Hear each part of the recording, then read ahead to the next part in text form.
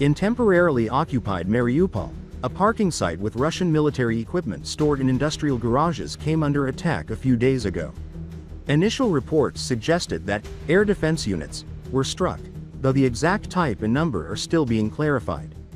This was announced by Petro Andryushchenko, head of the Mariupol Center for the Study of Occupation, citing his sources, according to the Obozrevatel outlet. He noted that this was already the second strike in a week. Mariupol cotton consequences. The military equipment parking lot in industrial garages was hit. According to preliminary information, air defense units were damaged, but we are still specifying which ones and how many, Andryushchenko reported. He added that no incoming missiles were intercepted. Well, unless you count stationary equipment magically shooting them down. Excellent. We continue recording and observing from the ground. A good trend. In the past 7 days we've had 2 strikes. The first was not very effective, but the second turned out much better. Now we're waiting for the third, a proper demonstration strike.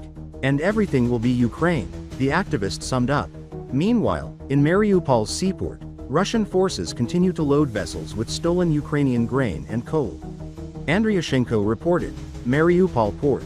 2 ships are being loaded at once. One under the grain elevator, as usual, they're hiding it, and another at the bulk pier, where coal is being loaded. We expect the coal vessel to head for the port of Temriuk and then Algeria, while the grain carrier will likely sail to Egypt. Looting has resumed, as expected. Ukraine's Ministry of Foreign Affairs strongly condemned and declared null a decree adopted by the Russian government on August 22, which illegally included the occupied Ukrainian ports of Berdyansk and Mariupol in the list of Russian seaports open to foreign vessels.